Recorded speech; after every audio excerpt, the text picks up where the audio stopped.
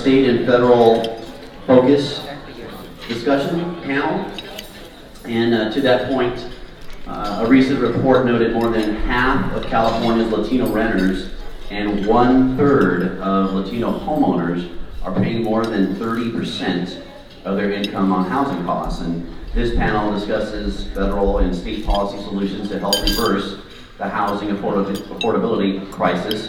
I want to bring up our panel, and then we'll give them a round of applause, starting with our moderator, Mike Madrid from the California Latino Economic Institute, Lake Coulson, VP of Government Affairs from the National Association of Home Builders, Dan Dunmoyer, President of the California BIA, and our friend Senator Mike Morrell, who also serves on the Senate Housing Committee Vice Chair. Let's give them a round of applause.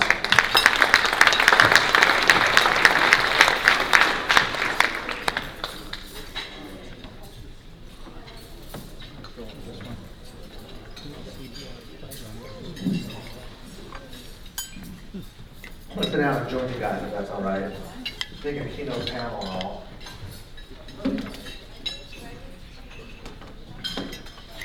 Brought my phone up too so I can check my Twitter account. It's been a fantastic day, so thank you all again for joining us. Special thanks to the Building Industry Association for putting this together. I know it's an annual event, and honored to be here speaking with you today and moderating this panel, which I'm very excited about. We've been talking about it for the past few weeks. Really briefly on kind of why I'm here, and then I'm going to have each of the panelists introduce themselves briefly, and then get into, I think, a really enlightening, insightful discussion on what is happening in Sacramento and in Washington, D.C. I know a lot of people in the room, of course, have worked with the League of California Cities for about 12, 15 years. I don't remember exactly what the number was, a long time. Housing was a central issue. A lot of the issues that you're tackling today were issues that we're trying to address and ameliorate back in 2000 when I began there. Also worked with SCAD as a consultant on the RENA process, trying to streamline that issue. And most recently, as was mentioned by Mr. Rodriguez in the introduction, I'm serving as a senior advisor to the California Latino Economic Institute.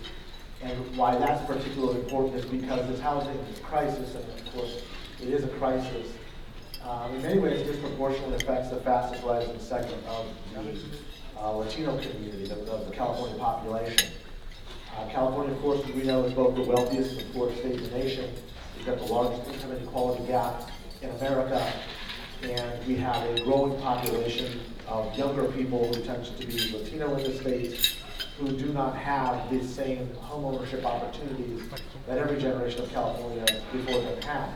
And so in many ways, the research work that we are doing with the Latino Economic Institute focuses always, all roads come back to housing. You cannot have a viable middle class without increased opportunity for housing. You can't have economic mobility or upward passage to that middle class without housing.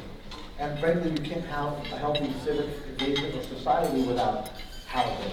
And so we've taken this on as a very significant priority, particularly with some of the thinkers that are here today. And I want to use that as a backdrop to then allow the introduction of some of our guests before we get into some of the more dense conversation on what's likely to happen with policymakers in Sacramento and Washington, D.C. So with that, Lane, why don't I go ahead and turn it over to you to do a little self-introduction. Thank you for that. Thanks for opening. And Carlos, other honored guests here, thank you. I think this has been a couple of years that I've been honored to participate in this Housing Policy Summit. For those that don't know me, I'm with NAHB, and I cover, as part of my territory, the state of California and also the state of Texas. So it's a thrill, again, and an honor to be here again this year. The theme for our association, everything that we are doing in the advocacy space is about housing affordability. We're hearing from builders all over the country who have identified similar problems, similar to those that I've heard throughout the course of the morning. A lack of affordable land, shortage of skilled labor, expensive building materials, including softwood lumber, and burdensome regulations.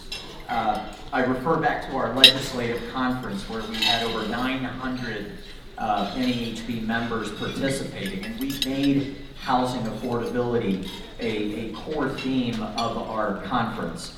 The message is being heard in Washington. And Gordon, I'm going to ask you if you have that clip of something that took place just less than 48 hours ago.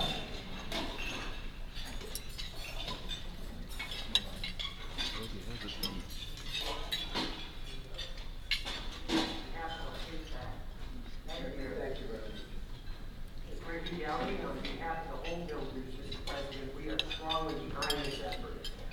The regulatory framework throughout the country needs to be focused on. It'll help us with workforce development as well, and I think that this is tremendous, and we thank you for this. Thank you. I just want to add one other thing. So that quick clip there just took place on Wednesday.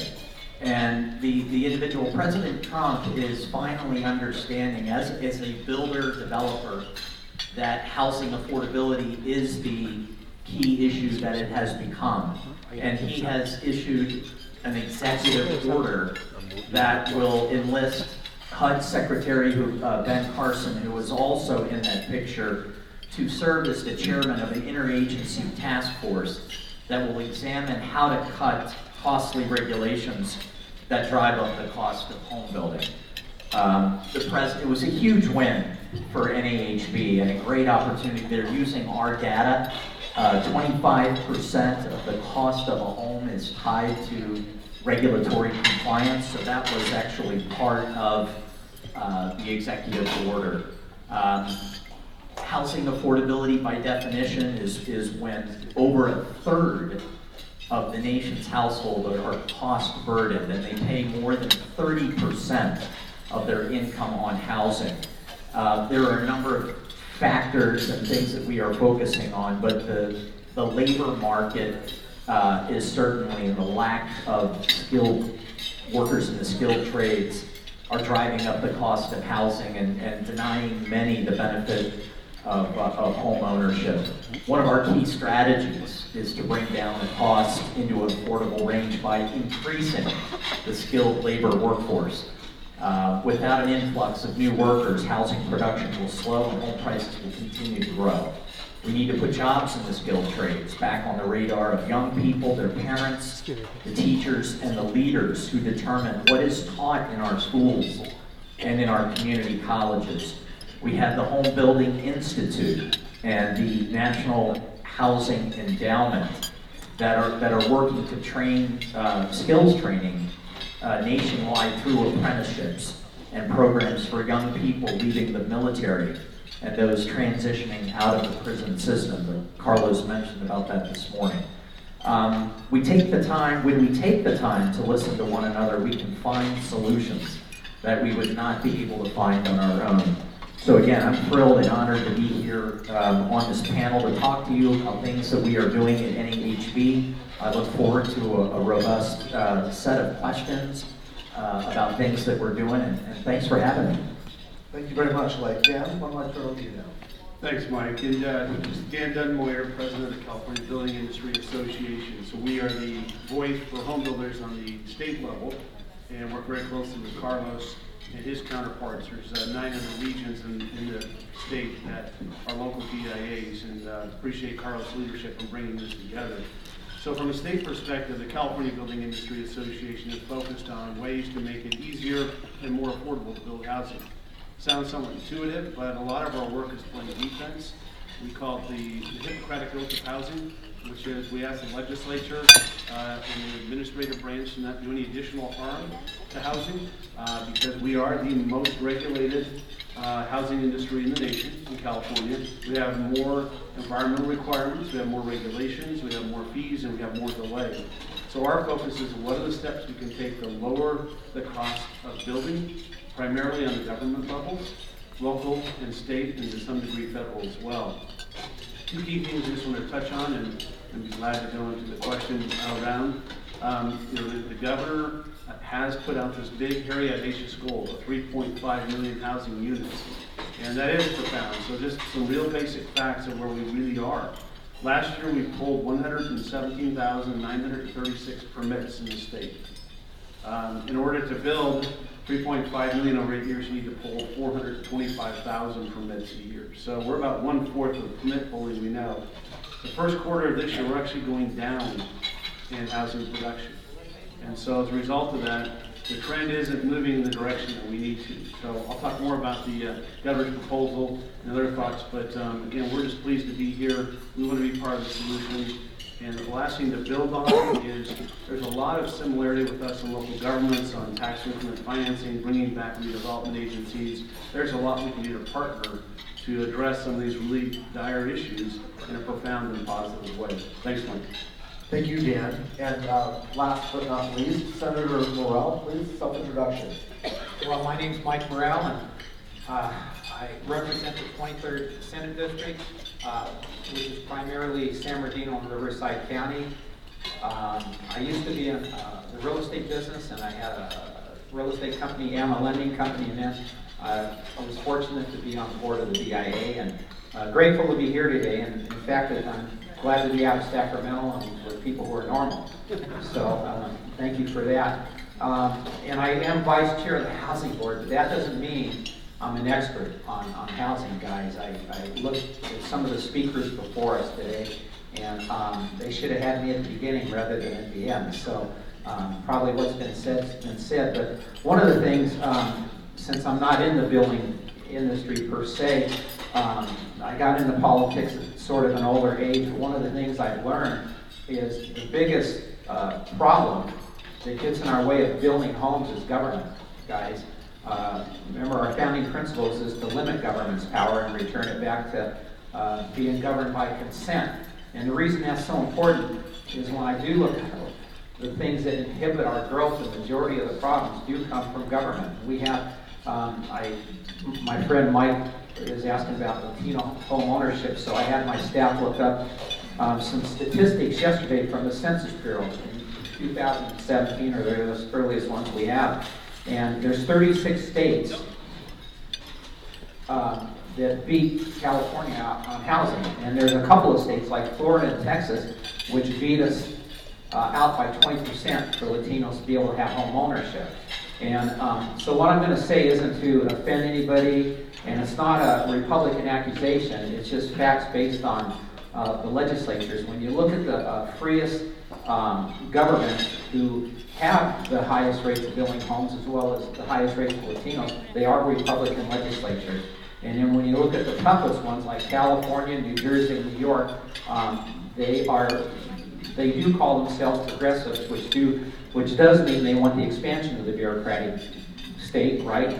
And as of the last year or two, they have been referring to themselves as socialists. So I am concerned about housing in California because there was a book the Hoover Institute gave me a few years ago. The title of it was How Money Walks, and it's how individuals are leaving our state. And it's upper middle class people who have money are leaving. And the second demographic, which should concern us all, are highly educated young professionals between the ages of 25 and 39 years old.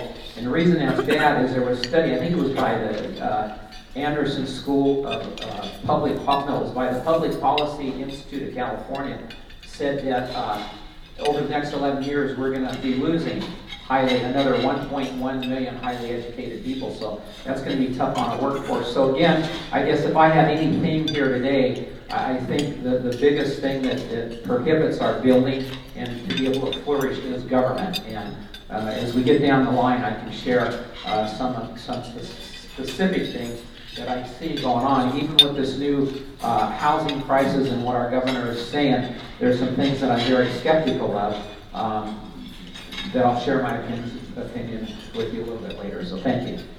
Thank you. I think the good senator is being a little self-deprecating about his own personal private sector work and the value that brings to the legislative process. So we are looking forward to that perspective. But it is rare to have that experience in the legislature, especially on these issues. So thank you. I want to begin the discussion with the development that began just yesterday. And it wasn't, all the political news wasn't just the Democratic debate that happened. The governor signed the budget yesterday, which I know, Dan, you were going to be involved with some of the outcomes there. The trailer bill language specifically, if you could share kind of with the audience a little bit what was in that, what it meant, and what you think that means for the industry and for housing going forward, at least for this year. Glad to, Mike. And Kobe touched on this as well as Carlos did earlier. So SB 102, which is the trailer bill, so there's a macro financial budget. Having run a few budgets for Governor Schwarzenegger, they're a lot smaller back then, 145 billion then, now 215 billion today. So the governor signs the financial piece, but there's a collection of trailer bills. And in Senate Bill 102, the trailer bill language does have the carrots and sticks concept. The idea behind this for the governor is to reward cities and counties that are taking the active steps to create a housing solution. And it's also, thus the concept of sticks, is to punish those who do nothing. And there's, the cities here are really not the ones, I agree with Comey, they should not be concerned. Ontario produced over 1,000 housing units, and you go into parts of the Bay and they produce 36. And so you get a sense of the difference where San Bernardino County is an example of success, and other counties are a reason why the governor has taken the actions he's taken. There are fines and penalties. I think they're actually higher than $100,000 per month, because after you completely thumb your nose, it could go up to as high as $600,000 a month. On the positive side, and I do want to build on this, there are hundreds of millions of dollars available to local government to help develop a plan that works for them. And at CBI, we still prefer for local governments to provide VP leadership and bring VP community leaders together to determine the housing they need. And we know that Sacramento, in all of its wisdom, is not as wise as the local community. And as Tip O'Neill taught, all politics are local. So that is our preference too, because we build in communities, we live in the communities we build in, so that's our preference. But for those communities who say, no, we are not going to have any part of the solution to the housing crisis, there will be sticks. So as you look at that, there are about, there's quite a few billions of dollars of funds available also for affordable housing elements, as well as providing resources and tools. And the last thing is on the carrot side, I really urge local government leaders to look at this. There are hundreds of millions of dollars of money for infrastructure. So as you're sitting down with the builder and they're saying, well, I'd like to do this, yeah, we need a new sewer system, we need this, we need that. Here is an opportunity for you to say, well, we are actually building in a way we want to as a local community, so you can tap into those monies and make the development project pencil out so it works. So again, I agree that the idea here is to build on those carrots. And again, San Bernardino County as a whole, the Skag region as a whole, have done a really good job in trying to address these issues. And I think now there's an opportunity to do even more and incentivize that even more. So I would urge you to focus on the incentives. And I want to flesh that out just a little bit more, Dan, before we kind of move on to the topics there. The whole concept of the carrot and the stick, I think, is a fascinating one as it relates to the state-local relationship. And with a lot of elected officials here, city and county staff, there's this sacrosanct notion of what state-local, what that relationship is as it relates to land use. And it seems to me that as the crisis heightens, the state-local relationship is changing, as it often does. And you had a great quote, I think an entirely appropriate one in Cal Matters, I think it was either yesterday or today, where you said, look, we don't have no intent to go to war with local government, but there are cities that are doing nothing. None of this room, of course. But there are cities in California that are doing nothing and have been doing nothing for a very long time. And so the question becomes, how much carrot and how much stick do we use? And would a characterization of saying that the state is now focusing more on sticks than it is carrots at this point in time to move the policy discussion forward? If you're a city that's doing nothing, then the focus is sticks in your mind, to your point, Mike. I do think if you look at the fact that the governor's put more money into addressing housing, affordability, homelessness, I think all the other last three governors combined in his first year, I'm sure he would suggest this is more carrots. And it's one thing to say, you need to do something, but I'm not going to put resources into it. And I think we collectively need to go back to the governor and say tax increment financing, RDA 2.0 done right, not used to buy trips to Europe, but used to build affordable and attainable housing in California, can address those issues. So there's more that needs to be done here. But the fact that the governor has put resources in, because the biggest complaint I hear from local governments is, yeah, we'd love to plan this, but I got fire issues and I've got true, literally today crises. I don't have the staff to plan. There's hundreds of millions of dollars to plan. So this is a great time for local governments to go out and bring the right people in to help develop their plan with tremendous local input. And that's, to me, where the carrots are, so at least you can do it on your terms, on your turf, in your approach. And that's where I think there's more carrots than have ever been afforded to any local governments in modern history. And that, to me, is where the carrot is real and can address the challenge of local government to try to find the resources to really plan for the future. So tax increment financing, or what was formerly known as redevelopment, was obviously one of the larger carrots and incentives that local governments had in the past. About 10 years ago or so, we eliminated that. We moved about $1 billion annually from affordable housing. Senator, I'm going to ask you, I had the peculiar opportunity to interview one of your colleagues, Senator Scott Wiener from San Francisco, on SB 50, major piece of housing legislation that would have essentially been an all-state approach to mandate and direct land use decision-making from Sacramento. Two-part question here. One is, what do you think the prospects are of that legislation coming back? And do you think that there might be a way to work in some tax increment financing into some sort of outcome if that type of approach continues? I'm going to answer that and then piggyback on my friend's question here. I don't think it's going to come back, and if it does, it'll come back in a modified form. Because here's one thing. The State of the State address, which our governor gave a month ago, KNX Radio called me and asked me if I would give a response when he was done. And so I tried to listen as carefully as I could. And one thing I noticed, he started out, and maybe you guys, I'm sure you remember this, he said, you know, I'm not for Governor Brown's high-speed rail. Do you guys remember that?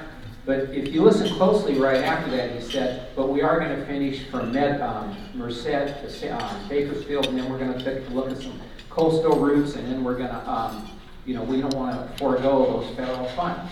So on one hand, he says, I'm going to take it away. The other hand, and that was his whole speech. He also said he didn't care for the governor's 2 water tunnels. You guys recall that?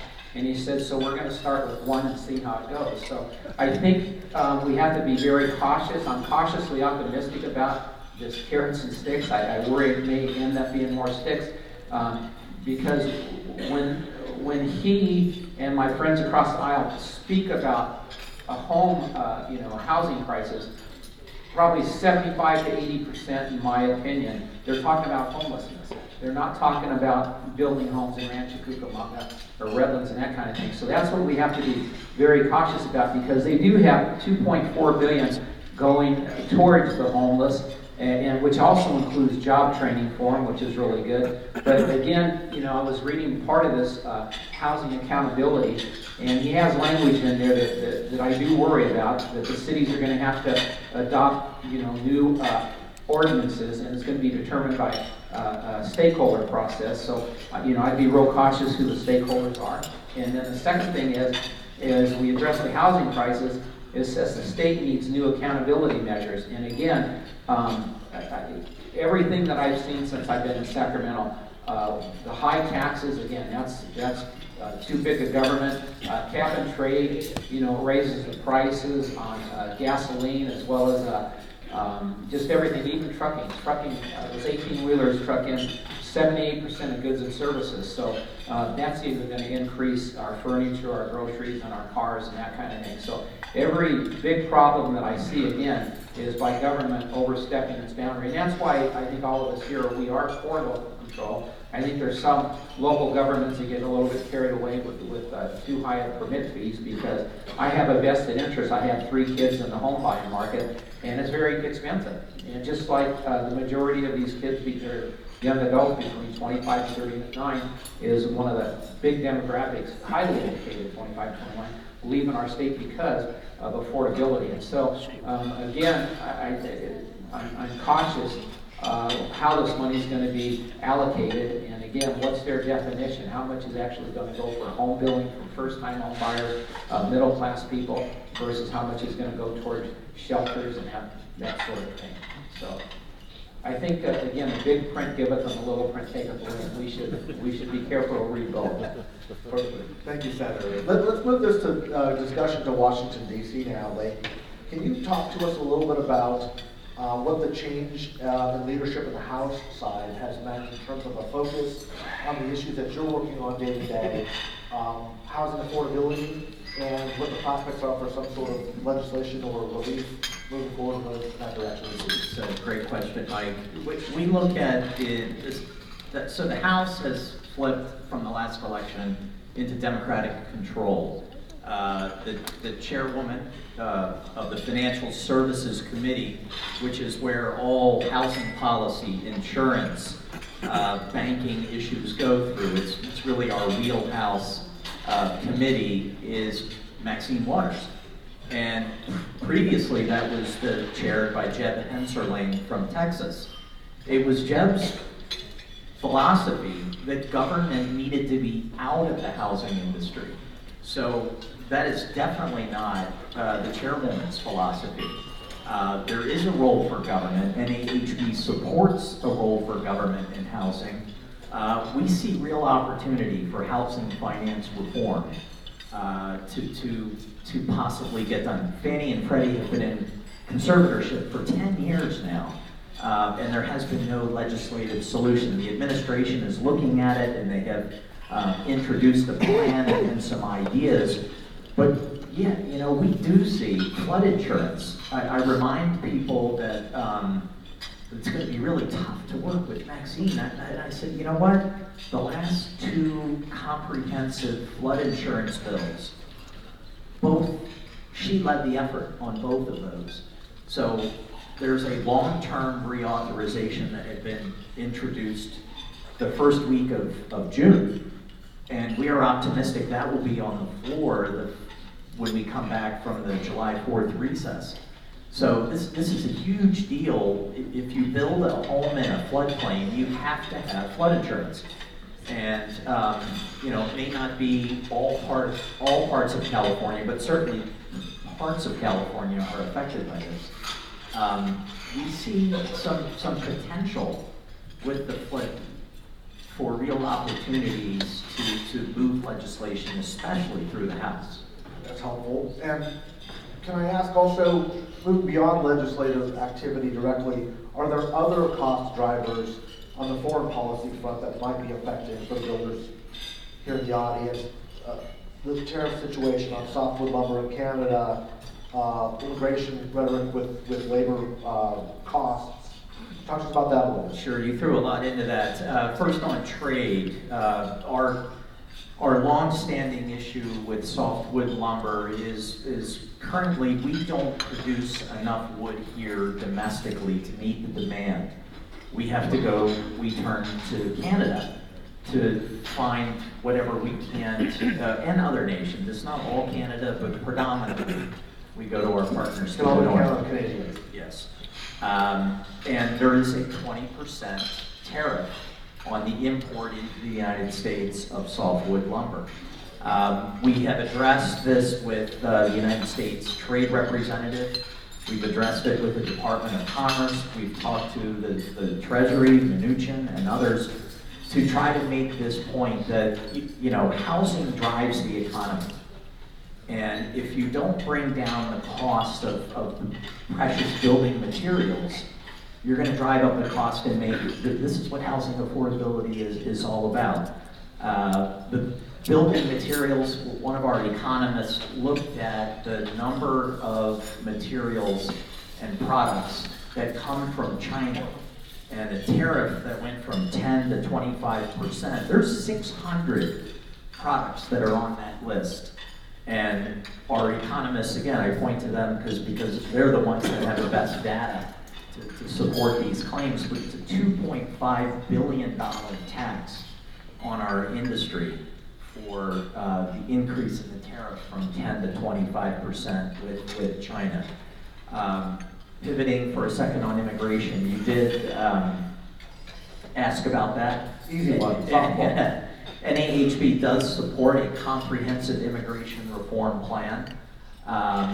We actually, I should point out, supported a bill that went through the House a few weeks ago that addressed the DACA individuals and the TPS individuals. It was so important to our industry that we actually key voted that legislation because we believe that there's 100,000 of those individuals that are in the construction industry as we speak. So to have DACA and TPS, the temporary protected status, those individuals deported it's not a solution for the construction industry. So I don't know what else could get done. We have bills that we have worked with various representatives to talk about creating a visa designation for workers in the construction industry.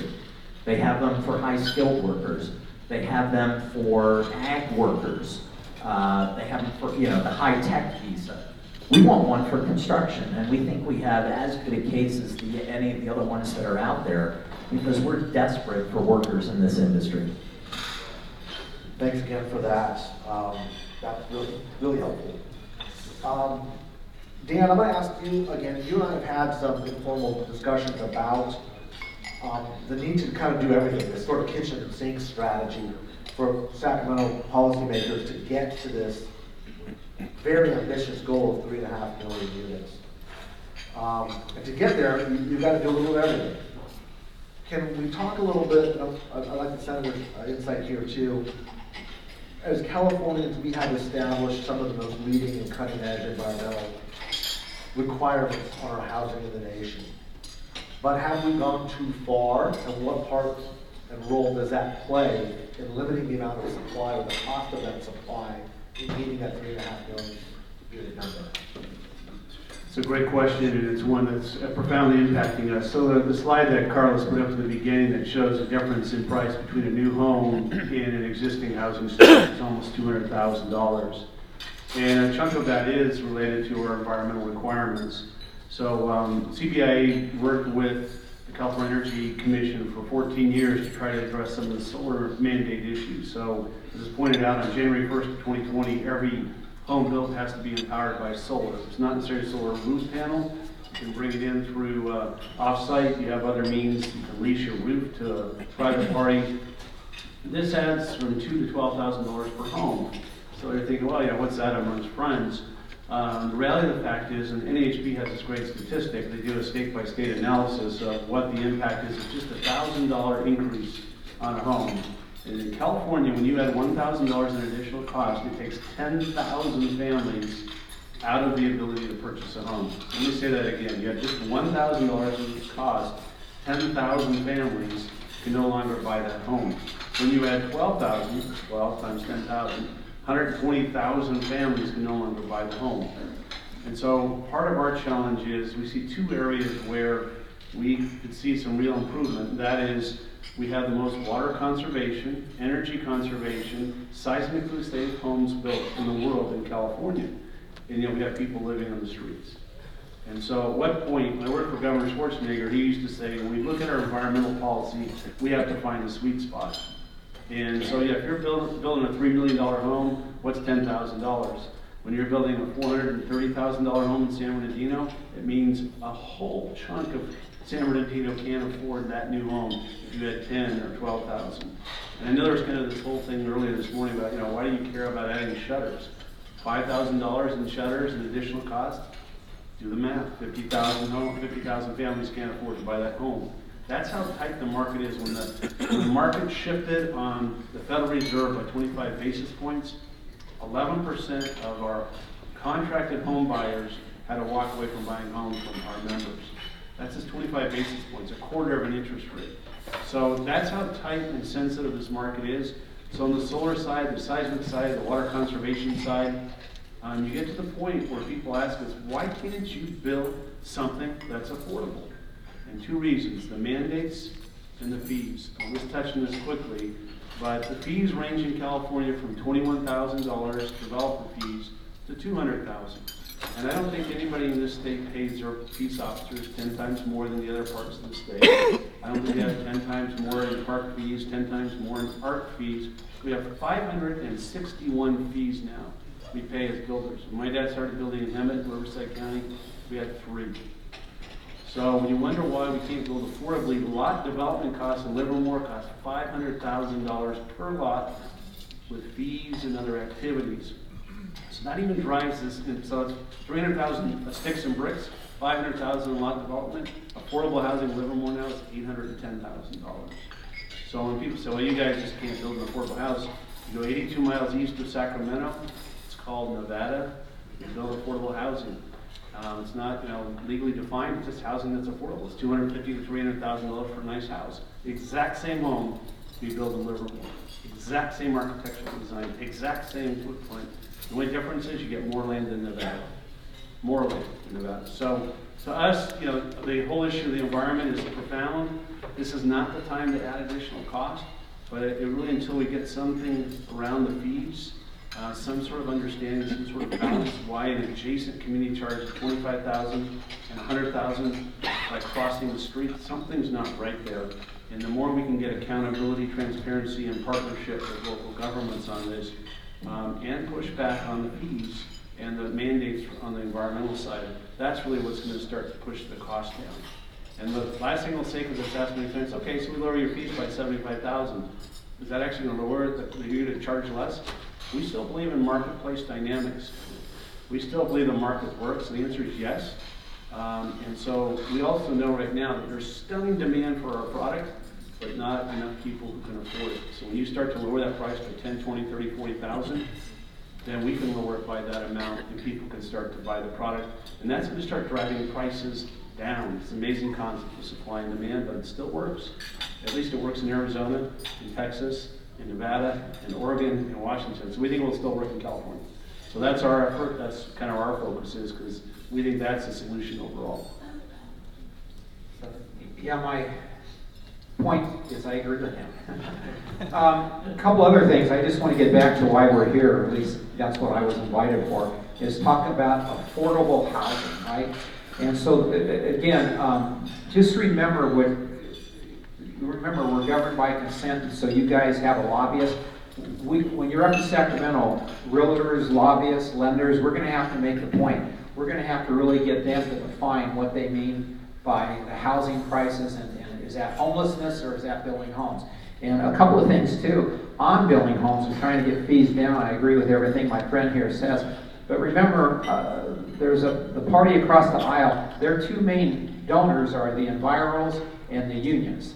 Would anybody here disagree with that? I mean, that's where they get their money. So how are you going to overcome those things? Because with prevailing wage, I read in your BIA statistics that increases the cost of a home $84,000. So there's some challenges right there. A lot of this stuff sounds exciting that the governor is laying out, but it all comes with conditions attached to it.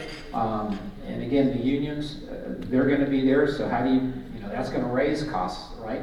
And then the other thing with environmentalists, there's people in this room who have told me they've struggled for 3 to 6, even 10 years to get a project off the ground, time's money. So, I mean, those are going to be, again, government and those two environmentals and the unions that I mentioned, those are also big hurdles and challenges that you guys are going to have to fight and lobby against, because if we can temper them, then that will bring down the cost of housing, as well as, you know, local control and that kind of thing, where perhaps once again we can have affordability.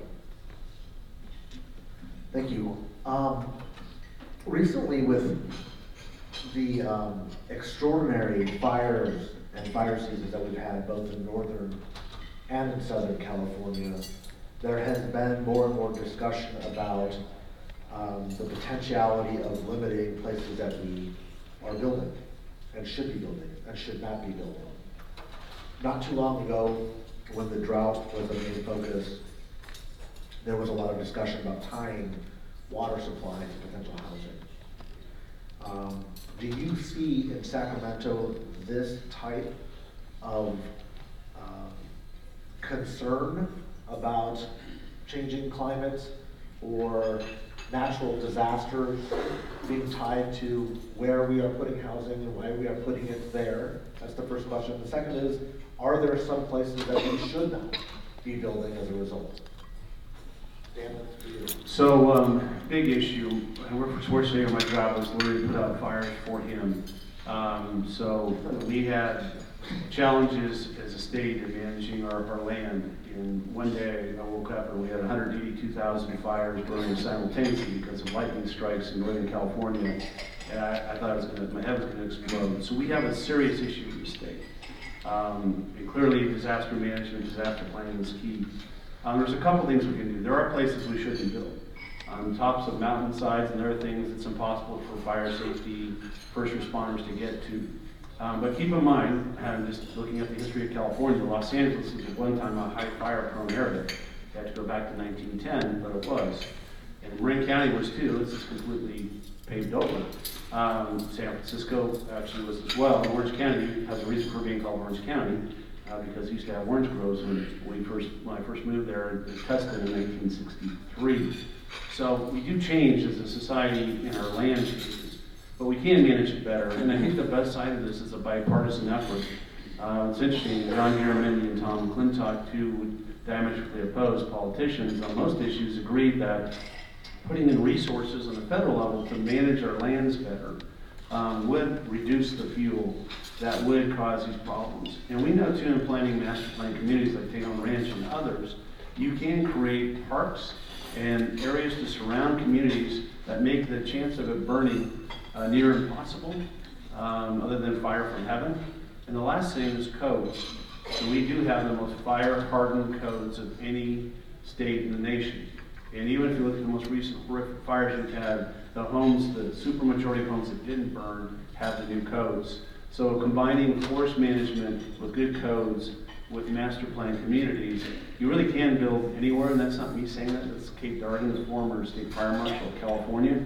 So it really takes that kind of planning. If you just stick a house out in the middle of the forest, that's not a good place to put it. You're putting the lives of our first responders at risk, and there's no ability to manage that. So we do need to be thoughtful, but we can plan communities like we have before. We can work with the federal and state fire services and forest management to mitigate the fuel issues.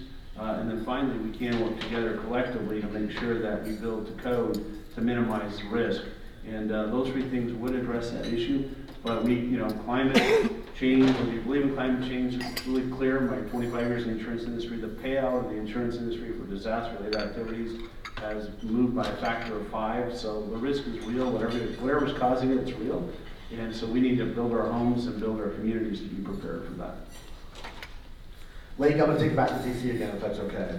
We talked about, referenced the executive order that President Trump signed, asking Secretary Coulson to focus primarily on affordable housing.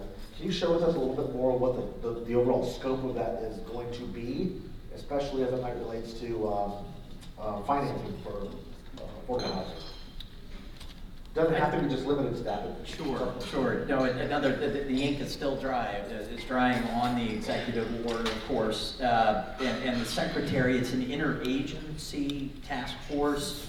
I think that the president about a year ago came forward with another executive order to encourage agencies to look at regulations that were burdensome on the industry. And I think this kind of supplements what he put in order. The waters of the United States, for example, is one I know that's been very important to us at the national level. I think this president in this executive order is going to be asking agencies to take an even further look at some of those regulations that are in place that are burdensome, especially on the building community. Thank you for that. I got a little bit carried away, so we've got time for a couple quick questions if anybody has any of our policymakers here. Got to be some questions, or is everybody kind of relaxed? There we go. Raise a hand in the corner.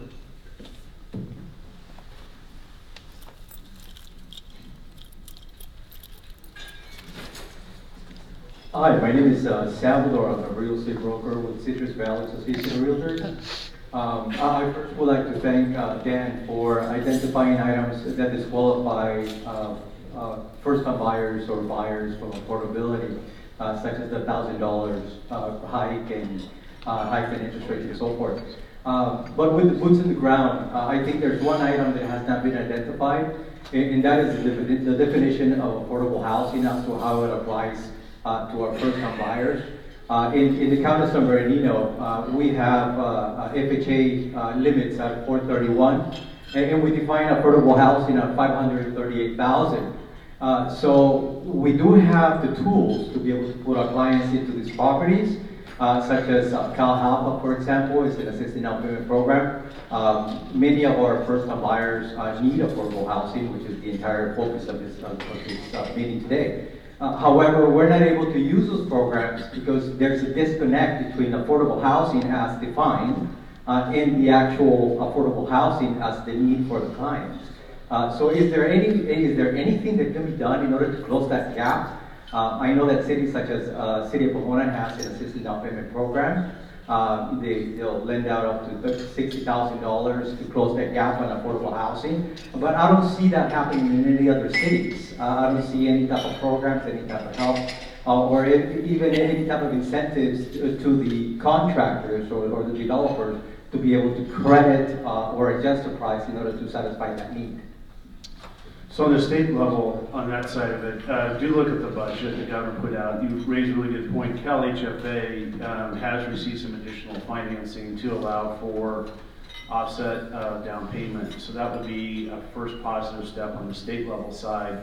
I do think also if there are ways to, for cities that are taking seriously their housing production, they will be able to offset some of the cost of infrastructure as well, which will keep the prices lower. But take a look at the budget, and we'll come out when you go to the governor's website. I'm sure it'll be there within the next couple of days. Look at the additional monies there, and then Tia Boatman, who's a senior advisor for the governor on housing, is also the executive director of Cal HFA. And she's very busy, but her team has really started to work on this issue, realizing this.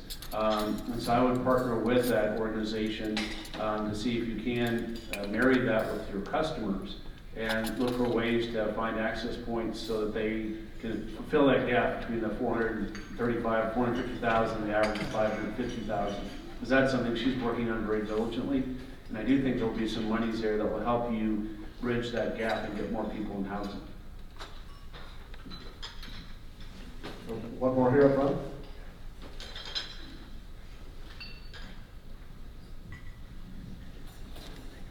front. Lake, thanks for flying out here all the way from DC. This question is for you. We hear President Trump all the time talking about how he's cut so much regulation. I mean, he talks about it all the time, and I'm kind of curious. You touched on the waters of the United States and the executive order he just signed. But sometimes I feel like California's left out of the equation. For example, he could cut OSHA regulations to bare minimum, but we have Cal-OSHA that is almost like a Gestapo oppressive agency. So can you give me some hope? What regulations have been cut that helps us in California? Ray, you're right, and I'm reminded with Dan here that when the Clean Water Act was created, it was created as for lack of a better word, it was a partnership. So even though there's a national effort, EPA, the Army Corps of Engineers is working to finalize on that rule. I'll just be specific about that. The Cal EPA and the folks that deal with waters of the U.S. at the state level, they've done their own rule already. And that, so you're right, it's a tough question to answer because there are several rules and regulations that even though if they haven't been finalized or they're in the process of being finalized back home, you still have issues here that not every rule back in DC has preemption. So states have the ability to set their own rule. I remember back to the days when I dealt with the efficiency standards that existed at the Department of Energy, that we always worked, and California was working through its Energy Commission to issue its own appliance standards that superseded the federal process. So it's a very real issue for you folks here. I'd be interested in your take. Yeah, and that's completely accurate. I hope your food's digested sufficiently for me to tell you the next insights. But so waters of the U.S. have been repealed by Trump, and we in California put waters of the state, which take it past Obama into a whole new level of obligation. And then the other thing, there's Senate Bill 1, and I mean, even if you're from a local government and from a builder perspective, curls my hair, which is hard to do. So every single regulation that Trump pulls back, California is giving it itself the authority to immediately reinstitute the regulation and do more without public comment, without public review, without public insight. It's called SB 1. So there's, Trump makes it very easy at times for, to make himself deprecation to the point of making himself a personal pinata for California politicians, and I understand that. But if you look at SB 1, and it's carried by Senator Atkins, but it says, by fiat, any deregulation by a federal government can be reinstituted by state government immediately. And it doesn't mean they're just going to replace what was taken back. They can put whatever they want in there. So that's why this whole issue, when you don't feel it in California, you feel the opposite. So every time Trump says, we're going to take away 5, California says we're going to add 10. And, it's just a challenge. It's great rhetoric. It's great politics. It's great political theater. But the business isn't just for builders. And this is going to ag, this is going to manufacturing, this is going to go on everything else.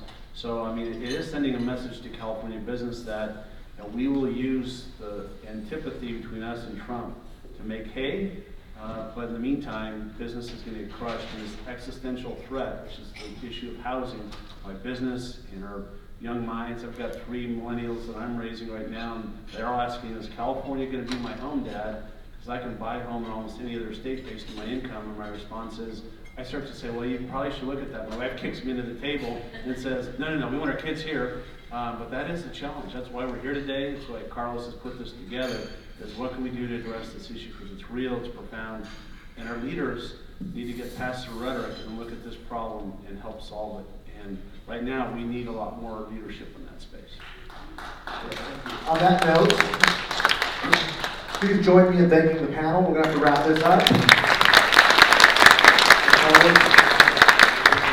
Well, wonderful events today. We're going to